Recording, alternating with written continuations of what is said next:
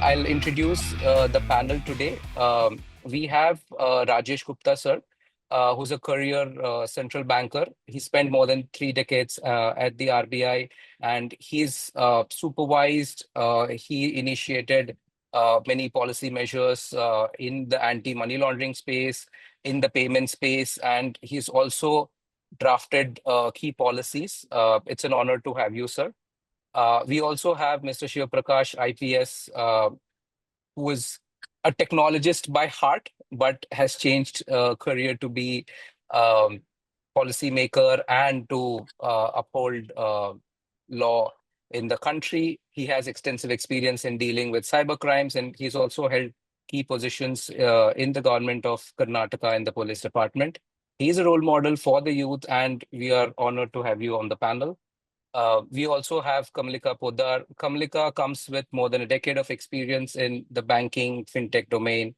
She has successfully led digital transformation analytics charter in key institutions like Axis, PayU, also open banking initiatives at CAMPS. She is currently building India's first financial wellness platform for women. Thank you for accepting the invite, Kamalika, and we hope a lot of our fintech community can gain from your experience of building products in, I wouldn't say risk-free, but at least mitigating risk and ensuring customer protection comes first. Thank you, everyone. With that, I'll begin with a question to Rajesh Gupta, sir. So from your experience of being a central banker and having seen digital transformation, um, as a as a regulator, you always have this dual responsibility of ensuring growth, digital transformation, financial inclusion, but also maintaining the necessary standards and rigor to ensure that those communities for whom these measures are intended don't suffer from them or don't fall victim to them. How do you think the RBI has gone about its job? Thanks, Anil, for giving me an opportunity to be a part of this very important dialogue today. So, your question is regarding communities. I take it as the whole country, and barring a few percentage who are not into the digital space. So, first of all, the regulators and the enforcement, the government, everybody has a responsibility to ensure the safety, the serenity, and the hygiene of the system. Now, the banks are very tightly regulated entities of RBI. So the presumption that any bank can come forward and give a sort of an offer a digital transaction is not correct. It is on a permission basis, and RBI test of safety is conducted invariably to first of all, allow a bank to enter the digital space. So there has to be a robust and a dynamic fraud detection system in the bank, and not only detection, they should be in a position to prevent it. Also, they should have an appropriate mechanism to protect themselves. Supposing an attack happens on them, whether they will be able to get out. And there are so many other sort of yardsticks. One important yardstick is to keep on continually as well as repeatedly advising their customers to protect themselves from electronic banking frauds. So these, in a nutshell, are the various kinds of tests you have to pass. And RBI sort of continuously and there are, of course, there are other things also. There are transaction caps, and there is a consumer protection available when there is an unauthorized transaction. Supposing you enter a transaction, you lose money in a credit card transaction, and if you report to RBI within time, you are sort of insured, and the money which has been sort of fraudulently removed from your account is sort of created back to you. So there are, systems in place, and that is why, despite the rising number of frauds, people are convinced about the system safety, and they do not switch back from a digital mode back to the manual mode. So that is evidence of the fact that it has got much more sort of benefits than the sort of risk which is involved. So this is what my early points are there on this subject. Thank you, sir. An interesting point you mentioned about credit cards, about reporting, all that. So now once somebody becomes a victim, right? The law enforcement agency takes over. So um, my question to Mr. Shiva Prakash is, how have you seen the nature of cyber crimes change over the last decade, and especially what kind of again communities do you feel are more vulnerable, right? At least most of the audience today, I would say, would probably be more confident in their digital behavior and hygiene, and would try to avoid falling into these traps. But nevertheless, all of us need to be vigilant. What are those cues that we can identify? Yeah. Hi, everyone. So basically, when we talk about cybercrime, now I think today we are talking about the cybercrimes which are involved with economic aspect, and not in general a cybercrime, because cybercrime involves many things, say identity theft, ransomware, or child pornography, or etc., harassment, cyberbullying, etc. But today I think the focus is mostly on the economic part of the cybercrimes. So earlier, the cyber crimes, when we say cyber crimes, I mean, at least before 5 years, it would be OTP frauds, right? So the vulnerable group then used to be people who were not aware of the cyberspace, who are not technologically that savvy. So those people were actually the vulnerable groups.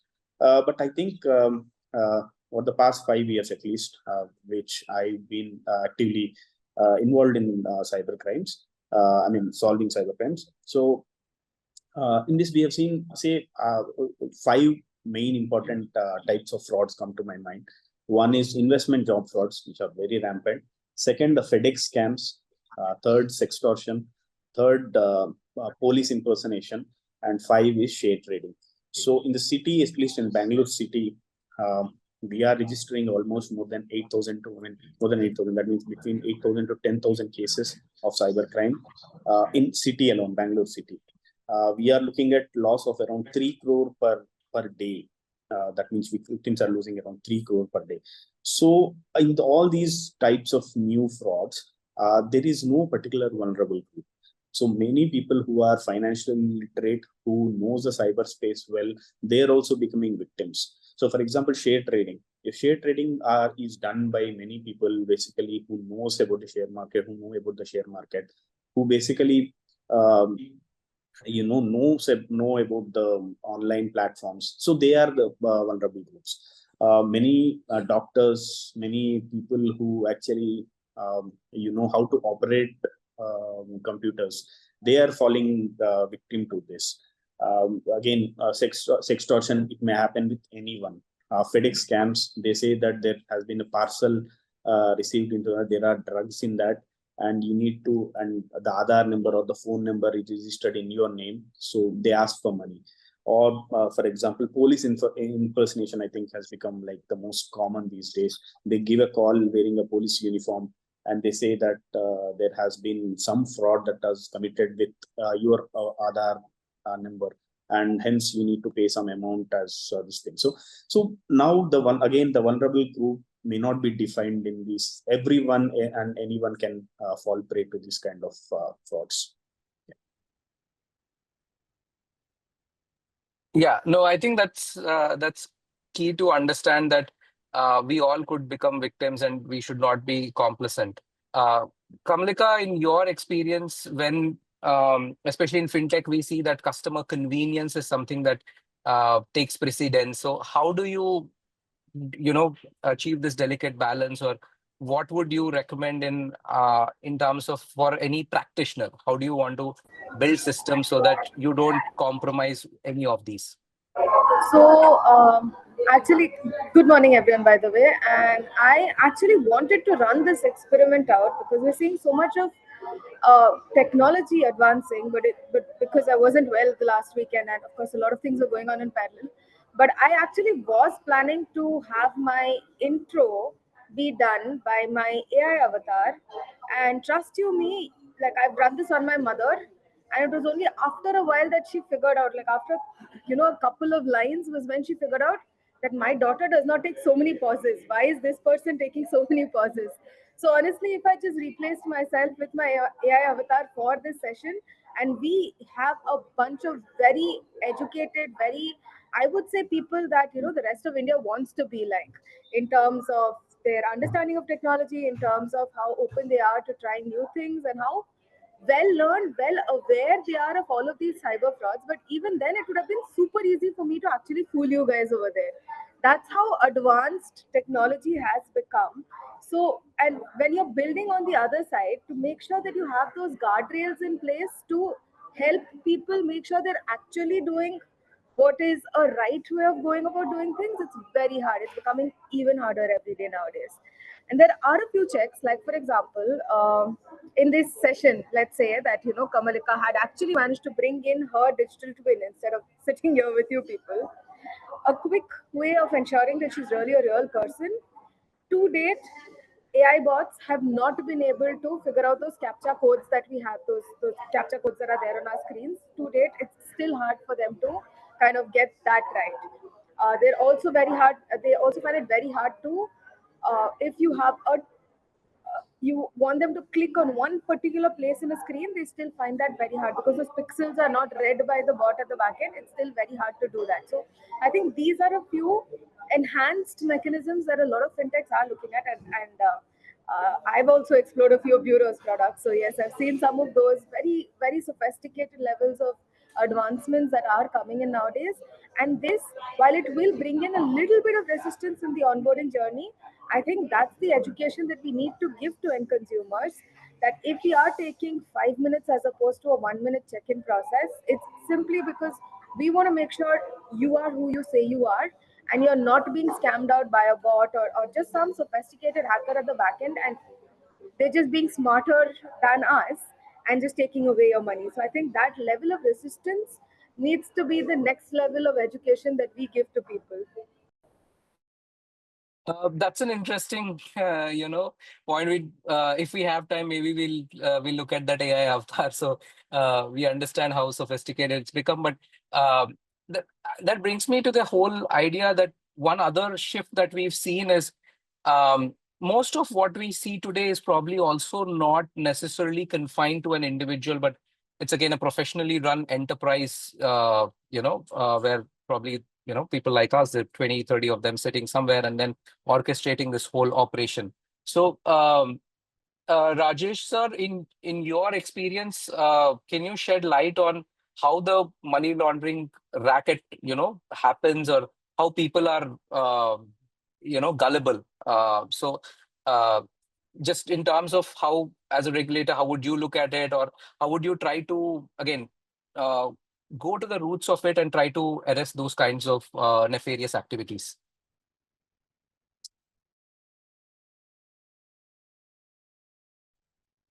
Uh, so you're on mute.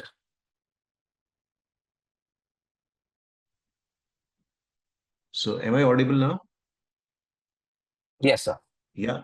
Okay. So thanks for asking me this question, Anil. So we're talking about money laundering. I'll start with an example. I inspected a bank in India, it's a public sector bank, which had an overseas office in Japan. So there in a student's account, a large sum of money, maybe several billion yens had come. And the Japanese regulator asked this bank, how could you not have controls in place to detect the transaction? I mean, why a central bank goes to an Indian bank branch overseas and finds out this, and there's no system.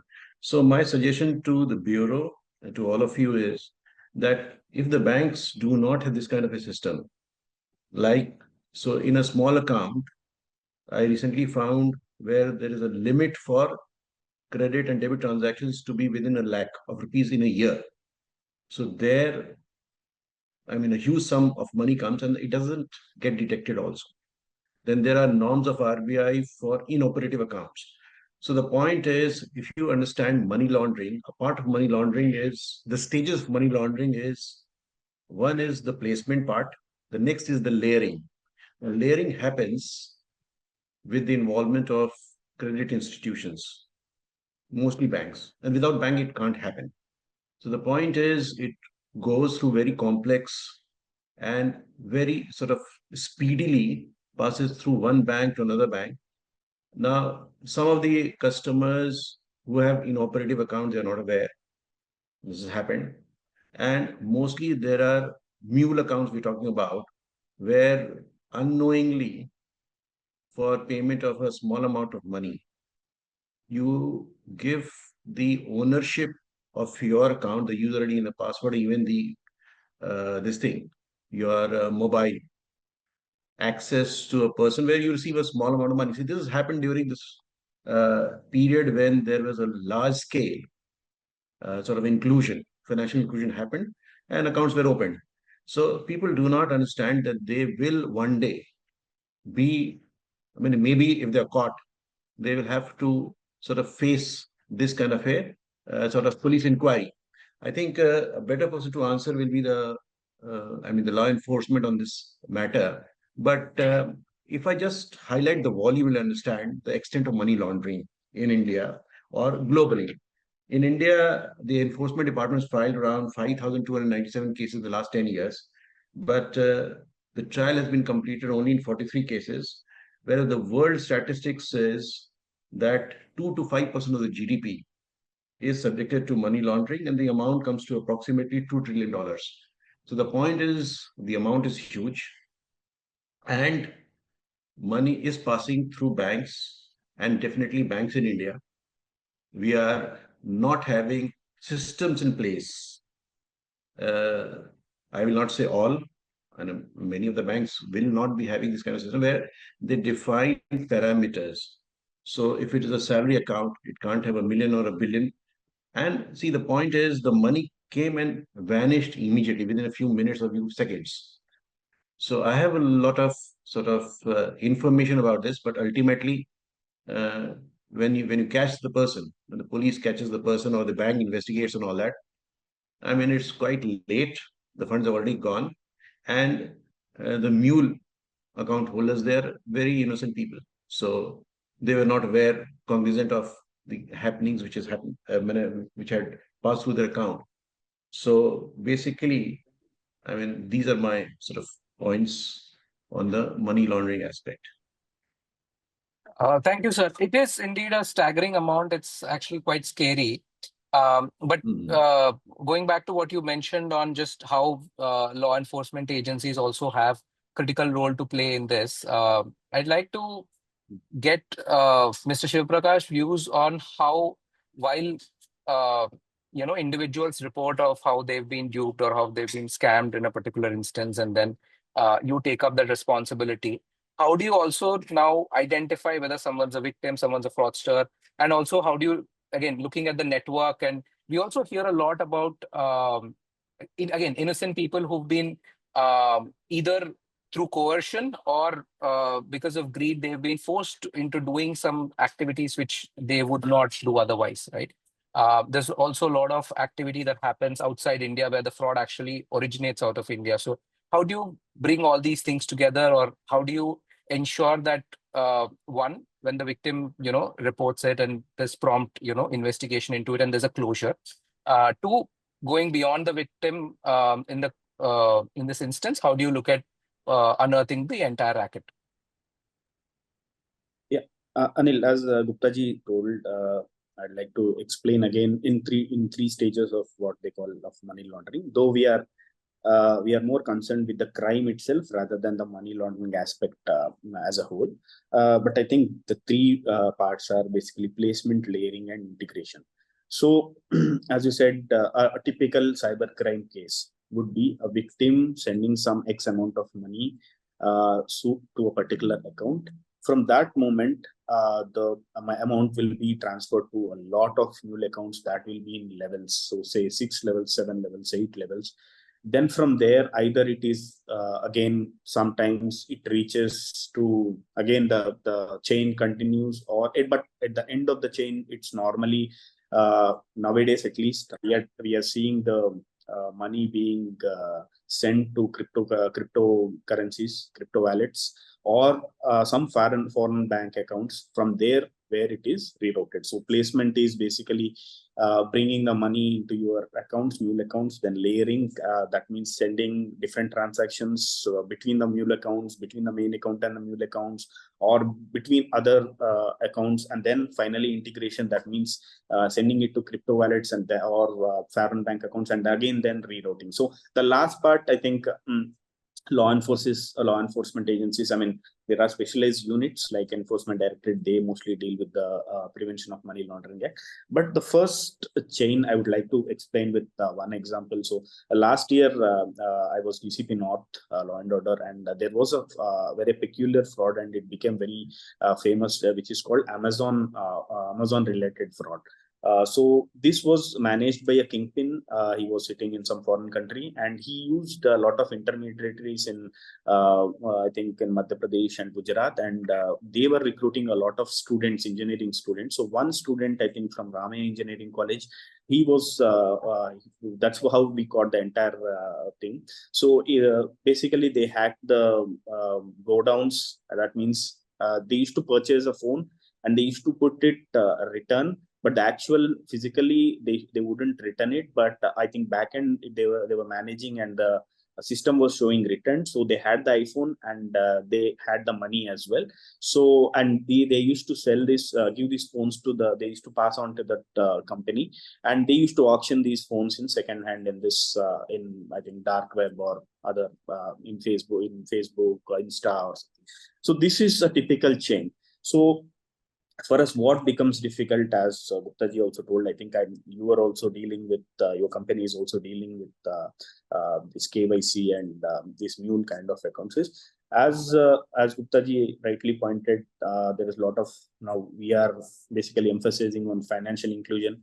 We are emphasizing the need for bank accounts. So in many rural areas where they are financially illiterate or they don't know about cyberspace, so they fall prey into these kind of things. So they just give 10,000, 20,000 to the mule account holder, and they take the account, they take the cards and everything, and then they in all these accounts. So there is a need for basically identifying all these mule accounts, so that an account or a person who is involved in crimes should not be given account again, or should have a thorough process of verification before again we give them the accounts, or some process. I think they are also doing it. RBI, I think I4C is the nodal agency for us for the law enforcement. It is under Ministry of Home Affairs. It is in Delhi. This is they are also collecting, and states are also collecting. Specific states like Jharkhand, Rajasthan, they are also in big time about collecting these information about these mule bank accounts, specific villages where such kind of activities take place. So all this work is going in. Having said that, I think the percentage, again, when you talk about the recovery of money of a victim, once they call 1930, or they immediately go within, like, say, 1 hour, 2 hours, or max 3 hours of the what do you say, offense, I think the amount can be retrieved. But after that, it is, I think, really difficult for law enforcement agencies to basically recover the amount, because there will be so many transactions and so many accounts. So I would say it is less than, the recovery is less than 10 to 15% now. I mean, in cybercrime offense, so it is very difficult to recover money.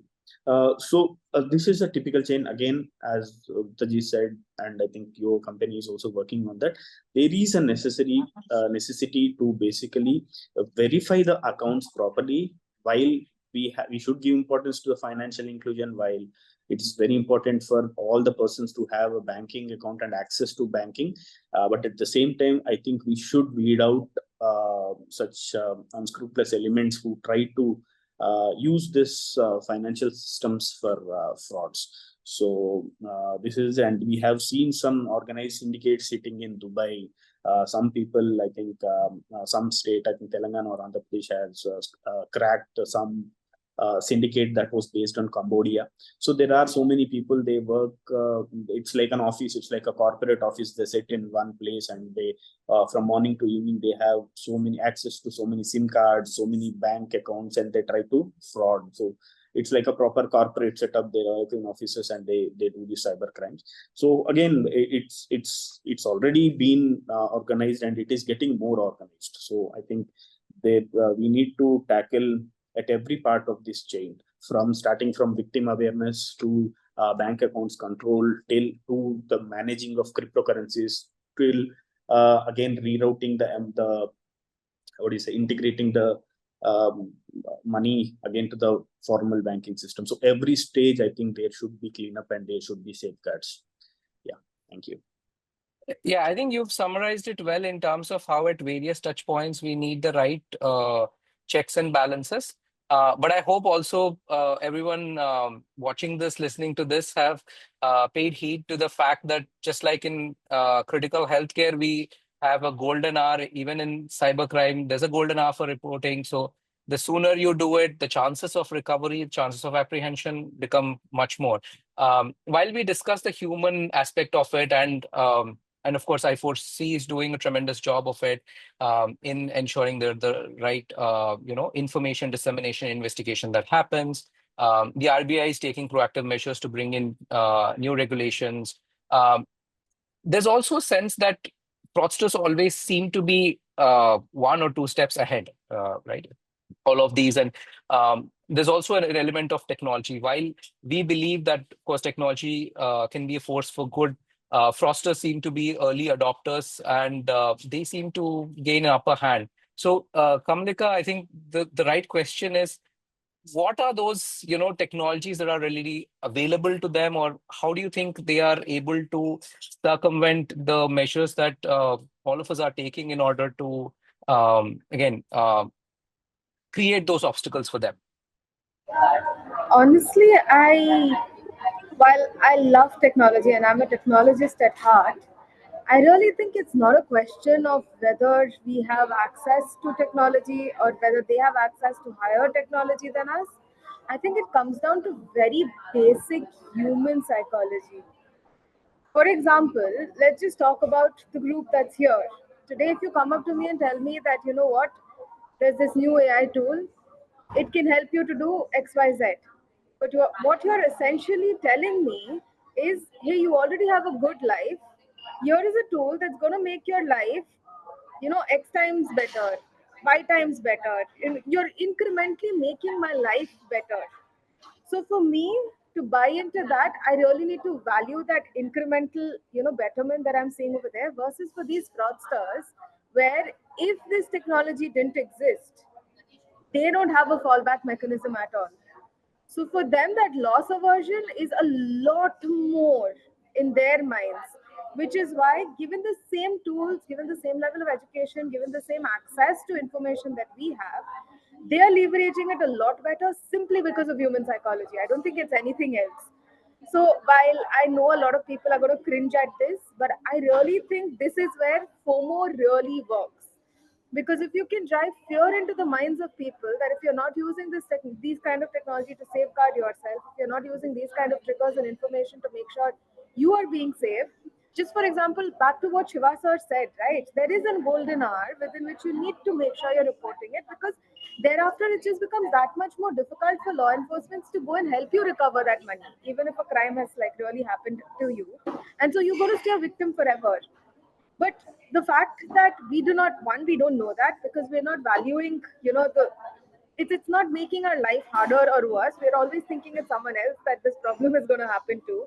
So we're not really incentivized to kind of take action over there. And I don't think most of us check our accounts, check all the different cards that we have, all the different digital wallets that we have on a regular basis. And we don't have the time and effort for that. So are there tools that can help you to do that? Yes. But are we aware of those tools? Not really.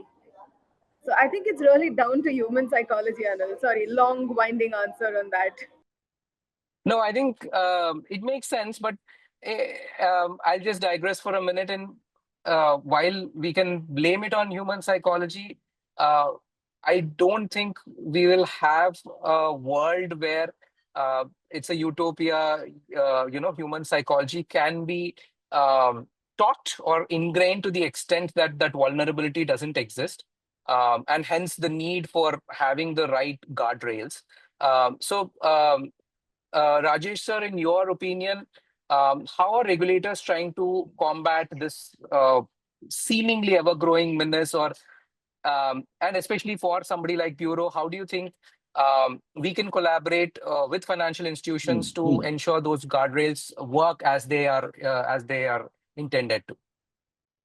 Okay, thanks again, Anil, for giving me a chance. In fact, I raised a hand. I wanted to add a few things. So immediately I remember in Bangalore, I inspected a bank. This was a old private sector bank. Now this bank, one person I found very busy. I said, what are you doing? So he showed me maybe around 300 checks, which he is sort of passing through the clearing. So I learned that in the main city, there's a person who buys these checks from the shopkeepers. So if the check is 10,000, he'll discount it then and there. So maybe he charges around 200 or 500 rupees for this. So the 10,000 becomes 9,500. That way he's able to collect few hundreds of checks. And this he used to pass it through in the clearing. So maybe if 500 checks go, around 450 or 470 are paid. 20, 30, or 40 do not get paid. So at the back of the check, the details of the shopkeeper is given. The shopkeeper is evading the sales tax and other things and all that, and income tax on that or whatever. And generation of black money happens and all that. That's okay. And this man is made. So what I'm trying to bring out now in the present context is the velocity. Now, generally the banks will have crores and crores of account unless they fix that, okay, in this account, for example, if it's a jeweler's account, it's fine to have a lot of cash deposits. That's fine. Okay, it's permitted also. And in fact, banks go ahead and provide a cash van facility also to collect the money. That's okay. But in other commonly, most of them, I think 99.9% accounts, there will not be frequent. That velocity of transactions will not be there. So my suggestion to the Bureau is that, the IT can come as a major help to the banks and to the financial institutions to detect. Now, the money laundering involves a foreign leg, and in most of the cases, cross border. Now, that also, if there's a large sum, the point is if there are parameter setting for accounts, you give sort of permission to certain type of customers. Okay, only that, okay, he may have say 500 transactions in a day. That's fine. A corporate can be given, a known corporate can be given that kind of 500 or 5,000, doesn't matter. But then to 99.9% of the account holders, they don't need these kind of, for example, in my case, which is a salary account and a pension account, why do I need to have that kind of a liberty to have sort of several hundred transactions in a day? The point is, just because the system still needs enhancements, the system still need enhanced vigilance, and this should come from the top management of the bank. As I discussed with you, it is the board level sort of involvement, and safety has to come from there. And unless that happens, because see, when it becomes cross border, there are certain countries which are very lax. When I was in the FATF department, I found that 30, 40 countries do not even have sort of banned the UN, Security Council, that banned list, suspicious, and that what do you call those terrorist funding sort of bodies. So, the world is relaxed. You may find 30, 40 countries out of the 180 countries not even having that kind of laws. So the point is, unless we make, money laundering will happen, and the data is, after some kind of a study. And anyway, we are concerned about our country. So my suggestion to the Bureau is to draw the attention, and technology can sort of solve most of the problems. And this is my feeling. If technology can create problems, technology can solve the problems also. Another last example I want to give you is, so take the case of NPCI. So if I withdraw using my debit card in one area in, say, Delhi, and after, say, 10 minutes, I want to withdraw it in the other end of Delhi. Okay, so they have a tool to deny me the transaction. So when you can't travel, the physical card cannot travel 50 kilometers in a matter of half an hour or 10 minutes or 20 minutes, isn't it? So the point is, this cloned cards, I mean, you can, using technology, it's all because of technology. So I think they have a fraud risk management tool, which was there. I think they would have enhanced it further. So cross city you can't use because the physical card has to be there for withdrawal of money. So I mean, again, impressing back to the same point, and technology can solve a lot of problems. Well, the bank will have to spend. Okay, if they want to stay in the business, they have to spend. Okay, and also maintain safety and sort of hygiene in the system, and ultimately the confidence of the customers. I have just met only one government official till now who said, "Ki no more of digital transaction, I'll do physical." But other than that, I've not met anybody. So anyway, so just I conclude now. Yeah, continue. No, thank you, sir. Yeah, I think the investment in technology is something that, again, it's not going to be a one-time exercise. There's constant need for evolution and adopting latest technologies. But adding to, I think, what Kamalika said, at least we at Bureau, we try to ensure that it's not just the latest technology, but also how we leverage the technology that ultimately determines its effectiveness. So, and in that sense, I can say that we've been doing our bit to ensure that the integrity of financial system stays intact. And we've identified lakhs of money mules, again, identifying through different data points, technology, and but also ensuring that all this is delivered in a seamless manner, because banks also tend to deal with legacy systems. So for them to easily adapt or to integrate new technologies becomes challenging. But we've had an excellent discussion, and we also have very interesting questions from the audience. We'll take a couple of them. I think the first one is to Mr. Shivkumar, where the question is more on, like you've described, 5 types of frauds that usually happen, and we've spoken about FedEx, about Amazon, all of these. But where do you think the crux lies, or what needs to be accorded the highest priority? How quickly can they be tracked? And while we've also spoken about how regulated entities, and they have regulations, and there's some control you can place on them. But if it's truly something that's illegal, if there's gambling involved, how do you deal with those kind of industries, and how do you crack down such activities? So basically, as I understand the question, so they were talking about how what kind of frauds or what kind of these things are important. So I would not say one thing is important or one thing is another important, but it depends upon the money. So at the end of the day, I think there are only 2 points that the victims should understand that. I mean, you can say two golden rules. Do not share your OTP or any private confidential information with any other person. Do not transfer money to anyone. No person will, I mean, at least a new person who is not acquainted, you do not transfer this thing. So now, which type of fraud is important? I cannot answer that question. But I think nowadays, share trading, the amount by the volume, by the sheer volume of losses to the victims, I think share trading is one, because I have experienced daily 1 crore, 50 lakhs, 20 lakhs people were investing, because the entire atmosphere seems so real. They create a WhatsApp group. All the members will be there only one or two people will be the victims.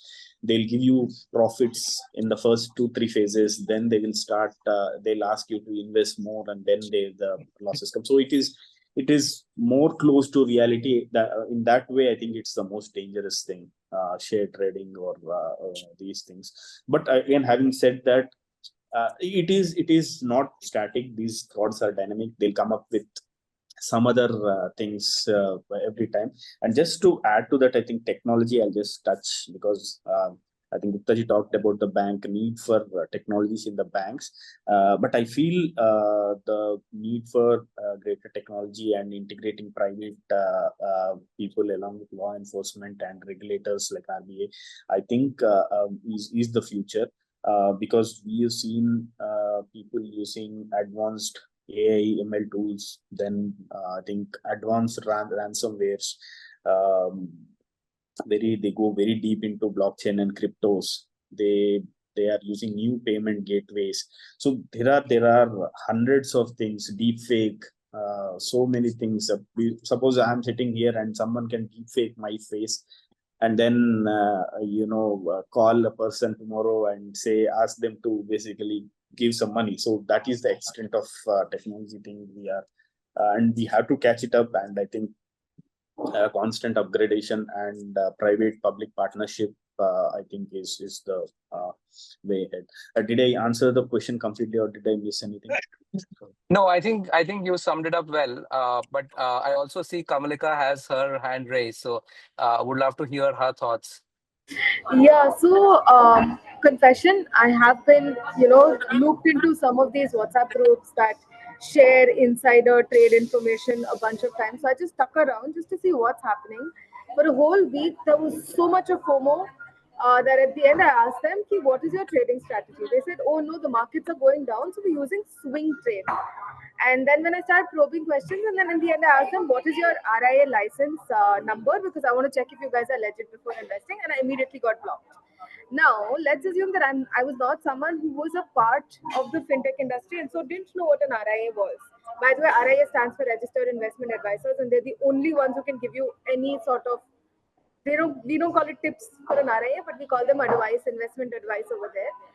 But even if you don't know, and if you are being lured into such WhatsApp groups, I think Meta AI today has come to such an extent that it can actually help you. So if you are getting into any group that is too good to be true this way, where in a week you're seeing people posting like, "Oh, I'm daily I'm making 30,000 rupees in profits," please quickly use Meta AI to figure out, is this legit or not? What do the trades actually on the stock market look like on NSE and BSE? And who is it that can actually give you advice? I think our regulators have done a lot of job, a lot of great groundwork in making sure this information is available to us. And technology, like a lot of these AI bots that reside for free on our phones, have access to those information. So please, guys, do make use of that. Oh, that's an amazing insight, Kamalika. Thank you. But because you mentioned again, what is at our disposal?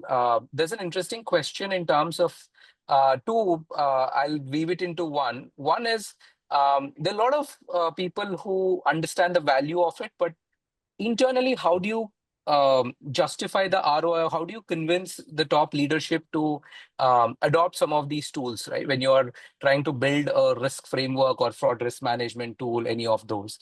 And also, how do you think advancements like AI and machine learning can help in detecting and preventing cyber fraud? So I think one thing that you have to, and this is for any company, not just fintech companies per se, but any business. Today, it's become a business of trust. If you're not able to establish a relationship where your customers trust you to do the best that's for you, you're not going to have business down the line. Yes, maybe in the interim, for a brief period, you're going to see a spike in your sales number, but eventually people are going to realize that this is a brand I cannot trust, or this is a brand who does not have the best outlook for me. And whenever a cyber fraud happens, unfortunately, I'm not going to remember. In fact, I don't even know who the fraudster was at the end of the day. But I remember the brand through which the fraud happened. So if you're not investing in protecting your brand's image, I'm sorry, but all of the goodwill that you've generated over the last decade or however long you've been in the business, it can be demolished to the ground with just one major fraud. So you're just one, the tickle of the domino away from the entire palace collapsing. So that's, I think, it has to be like on everyone's priority. Thank you, Kamalika. That's interesting. I know we are slightly over time, but we've had flurry of interesting questions. Unfortunately, we won't have time to take up all of them, but we've tackled a couple. Rajesh, sir, final words from you on how you see the landscape and how optimistic you are about how, whether it's awareness, whether it's technology, whether it's regulations, all of these, each of us can come together, play a role, and again, ensure that good tech wins over bad tech. Thanks for the question, Anil. See, I'll just give an data. So the UPI, which was launched in 2016, today has got 16.6 billion transactions, which was hit in October 2024. It's ever growing. The country also realizes that without sort of movement of funds fast, our country's GDP will get sort of reduced. Business people, they are now used to very quick payments. Forget about business people. Even the vendors which we deal with, even that sort of Ola or the Uber guy. So people have now got the comfort, and India is a leader, as you all know. In fact, if you go abroad, you will find slower payment because you have to take out your credit card to make a payment. Whereas here, you just use your mobile, which you're already using for all kinds of transactions. The point is the ease and the comfort will lead more and more transactions to happen. I don't see that all the fraudsters will get removed from the system. You have to enhance the vigilance and the firewalls, the controls, and for which you have to spend money. Now, one way to look at it is that when you get a complaint, a bank gets a complaint, there's a huge machinery which goes into redressal, and the cost is also huge. So if they get convinced that if we have a perfect system, of course, there's nothing perfect, but say if 99.9% of my system works perfectly, there'll be less expenditure on the redressal and the complaint sort of solving, and that takes a lot of time. So with this and continuous sort of, uh, I mean, enhancements and sort of education, the system is going to grow and grow immensely by leaps and bounds. Still, I know that there's a lot of cross transaction. If you see the currency printing data of RBI, you'll find that the notes in circulation is growing. But had the digital transaction not come into place, it would have grown much more. So the point is, the government is trying all its might to reduce cash transactions, and there are limits also. And beyond 2 lakhs, you can't make a cash payment. So, and it will save a country a lot of expenditure in the printing cost and then collection of the notes back, and you know how the system works. And so we save a lot of money, several thousand crores of rupees every year will be saved if people adapt and move over to digital and digital and digital transactions. And I see a bright future for this. So thanks. I think with this, I should sum up because there's a constraint of time. So thanks everybody. Thank you, sir. Thank you, Shiva, sir. Thank you, Kamalika, for joining in. Famous last words from our side. Eternal vigilance is the price of convenience. So make sure as an individual, as a policymaker, as an enabler in the ecosystem, we follow the same hygiene and practices that ensure that whether it's our personal money, whether it's as fiduciaries, it's the customer's money, we safeguard it. We at Bureau are particularly, I think, interested, excited about the changing landscape, especially something that Rajesh sir mentioned, that fraud, money laundering, compliance, these are no longer backroom discussions. These are boardroom discussions, and there is heightened interest and sufficient engagement at the top level to ensure that there are systems which can tackle and which can protect money. So on that note, thank you for joining in and stay tuned for the next webinar.